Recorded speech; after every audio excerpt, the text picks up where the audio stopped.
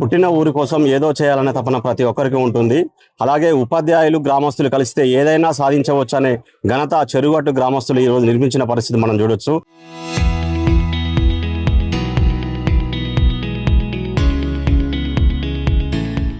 ఈ పాఠశాలలో అనేక వసతులు ఏర్పాటు చేసి దాతల నుంచి, ఉద్దీపన ఫౌండేషన్ నుంచి కూడా సహకారం తీసుకొని ఇక్కడ విద్యార్థులకు ఎలాంటి అసౌకర్యాలు లేకుండా అన్ని వసతులు ఏర్పాటు చేసి ప్రతి సంవత్సరం కూడా గురుకులకు 5 నుంచి 10 మంది వరకు ఈ పాఠశాల నుంచి పంపిస్తున్న పరిస్థితి మనం చూడొచ్చు.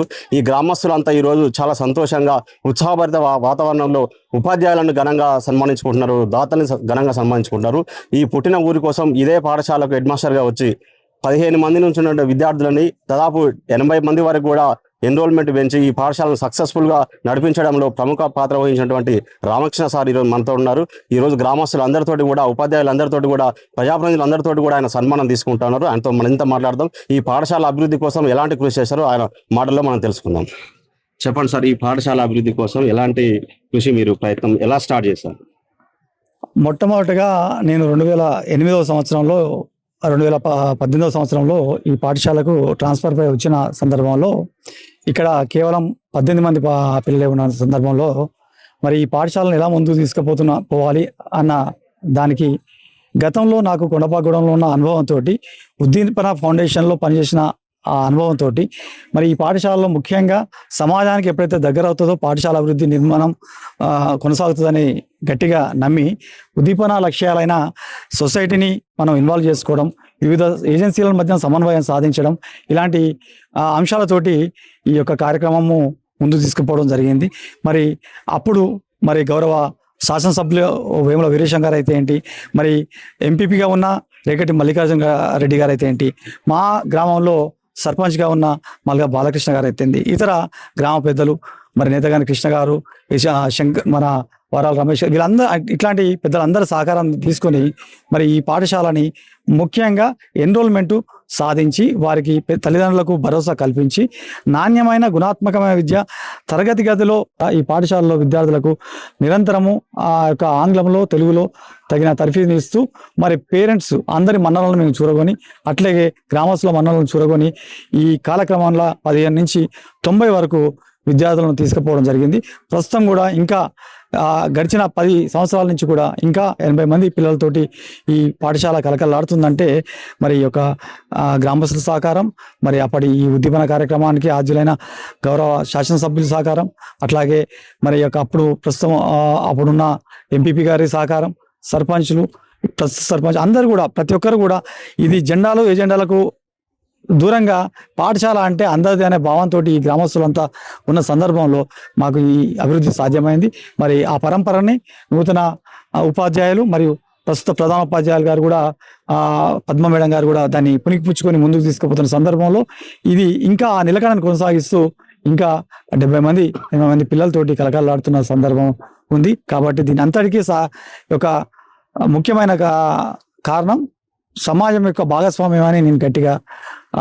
నల్లగొండ పక్కనే ఉంది, కార్పొరేట్ విద్య, ప్రైవేట్ విద్య కూడా అందరు పోతున్న పరిస్థితి ఉంది. అసలు స్టార్టింగ్లో మీరు పేరెంట్స్ని కానీ ఇక్కడ ఉన్న టీచర్స్ ఎలాంటి కార్యాచరణ రూపొందించుకున్నారు? కానీ అసలు గ్రామస్తులు ఏమని కన్విన్స్ చేస్తారు ఇంతమంది ఎన్రోల్మెంట్ పెంచడానికి? మేము మొదటిగా వచ్చి గ్రామస్తులను కన్విన్స్ సందర్భంలో మొదటి సంవత్సరం కొంత అపనమ్మకంగానే బడికి పంపించినప్పటికీ మరి మేము ఒక ఛాలెంజ్గా తీసుకొని మరి పేరెంట్స్ కూడా ఒక్క సంవత్సరం మీ యొక్క పిల్లవాళ్ళ సమయం మాకు ఇవ్వండి, మేము వాళ్ళలో గుణాత్మకమైన మార్పు చూపించిన తర్వాతనే మీ యొక్క పిల్లల్ని కంటిన్యూ చేయండి అని హామీ ఇచ్చి తీసుకొచ్చిన సందర్భం. ఇక్కడ మేకా కౌశిక్, ఆంజనేయులు వాళ్ళ పిల్లలు కూడా ఉండి ఉంటారు.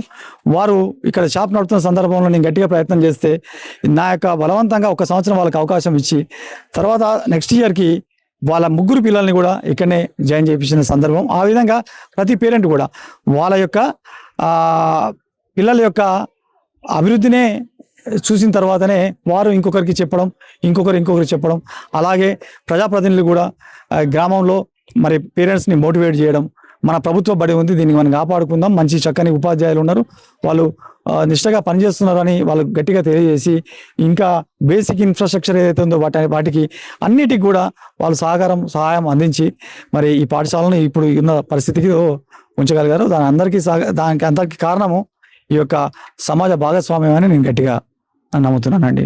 మనతో మాట్లాడడానికి ఈ గ్రామ సర్పంచ్ కృష్ణయ్య గారు ఉన్నారు. ఈ పాఠశాల అభివృద్ధి కోసం ఇప్పుడే హెడ్ మాస్టర్ గారు అనేక రిక్వైర్మెంట్లు అడిగారు. ఈ సంవత్సరం ఎలాంటి వసతులు తీర్చబోతున్నారో మనం అడిగి తెలుసుకుందాం. చెప్పండి, ఈ పాఠశాల అభివృద్ధిలో మీ భాగస్వామ్యం ఎలా ఉంది?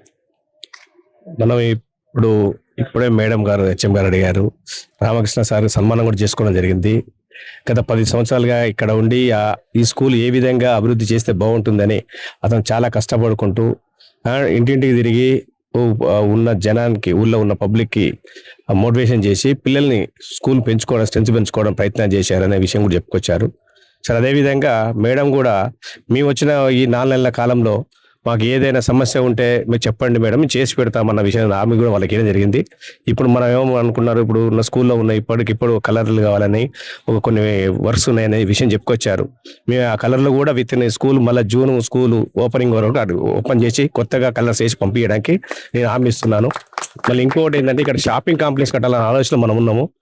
ఈ కాంప్లెక్స్ ను జడ్బీకి మీద గతంలోనే సర్పంచ్ ఉన్నప్పుడు 2006లో ఉన్నప్పుడు కూడా దీన్ని ప్రణాళిక తీసుకున్నాం. ఆ టైం నుంచి మళ్ళీ మధ్య కాలం కాలేకపోయింది. మళ్ళీ ఈ రోజు కూడా మళ్ళీ నిన్న మొన్న మేము గ్రామ సభలో పెట్టినాం. ఈ కాంప్లెక్స్ కట్టాలన్న ఉద్దేశంతో అదే వచ్చే ఫండింగ్ వస్తే స్కూల్కి ఇంకా మంచి మెరుగైన సేవలు చేయడానికి అవకాశం ఉంటుంది. గవర్నమెంట్ ఇచ్చి రాకున్నప్పటికీ కూడా పిల్లలకు మంచి సేవలు చేసుకోవడానికి అవకాశం ఉంది. అది కాంప్లెక్స్ కూడా కట్టుకోవడానికి కూడా మనం ఆలోచన చేస్తున్నాం. అది తొందరలో. బాలకృష్ణ మనతో ఉన్నారు. ఈ పాఠశాల అభివృద్ధిలో కూడా ఆయన క్రియాశీలకంగా పనిచేశారు. ఎలా అభివృద్ధి చేశారనేది ఆయన మాటల్లో తెలుసుకున్నాం.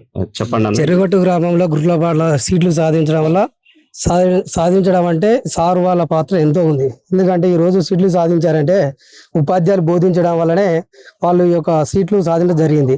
2018 నుంచి నేను సర్పంచ్ అప్పటి నుంచి కూడా 2 టైమ్స్ సర్పంచ్. మేము అప్పటి నుంచి కూడా స్కూల్కు మా వంతు సహకారం చేసుకుంటూ రామకృష్ణ సార్ ప్రత్యేకంగా కూడా ఇక్కడ, ఎందుకంటే సొంత గ్రామం కాబట్టి రామకృష్ణ సార్ ప్రతి ఒక్క పిల్లవాడిని కూడా దగ్గర సొంతంగా నా కూతురు కొడుకు లెక్క కూడా ఆయన దగ్గరుండి ప్రతి ఒక్కరు కూడా ఆయనకు తీర్చిదిద్దింది కాబట్టి ఈ సీట్లు సాధించడం సాధ్యమైంది ఆయనకు. ఈ సంవత్సరం 5 గురుకులాల సీట్లు ఈ పాఠశాల నుంచి సాధించడం జరిగింది. మనతో మాట్లాడడానికి ప్రధాన ఉపాధ్యాయులు మనతో ఉన్నారు. ఎలాంటి కృషి చేశారు? మీ స్టాఫ్ దీనికోసం ఎలా సన్నద్ధం అవుతుంది? మా దగ్గర ప్రతి సంవత్సరం కూడా 5, 8, 10 సీట్లు కూడా సాధించడం జరుగుతుందండి. మాకు ఈ 2004 డిఎస్సిలో వచ్చిన ఉపాధ్యాయ బృందం చాలా మంచి యూత్, మంచి తెలివికల్ల వాళ్ళు, మంచి వర్తున్న వాళ్ళు. వారి సహకారంతో మేము మంచి ప్లాన్ చేసుకొని వాళ్ళు ప్రత్యేకంగా కోచింగ్ డిసెంబర్ నుంచి కోచింగ్ ఇచ్చుకుంటూ పిల్లలను ఆ విధంగా తర్ఫీదు చేసుకుంటూ శిక్షణ ఇవ్వడం ద్వారా వాళ్ళ సీట్లు సాధించడం జరిగిందండి. సఫిషియెంట్ స్టాఫ్ ఉందండి? గవర్నమెంట్ స్టాఫ్ ఎంతమంది ఉన్నారు? వాలంటీర్స్ ఎంతమంది? గవర్నమెంట్ స్టాఫ్ 4 మెంబర్స్ అండి. వాలంటీరు గ్రామస్తుల సహకారంతో ప్రస్తుతం 1 ఉన్నారండి. చూడొచ్చు, ఓవరాల్ గా పార్టీలకు అతీతంగా ఈ గ్రామంలో ఉన్న పాఠశాలను అభివృద్ధి చేసుకుంటున్న పరిస్థితి చూడొచ్చు. ప్రతి సంవత్సరం కూడా గురుకుల సీట్లు సాధించి ప్రైవేటు కార్పొరేట్ స్కూళ్లకు భిన్నంగా కూడా ఫలితాలు సాధిస్తున్న పరిస్థితి పాఠశాలలో కొనసాగుతుంది. కెమెరామెన్ కృష్ణతో సతీష్, RTV, నల్గొండ నుండి.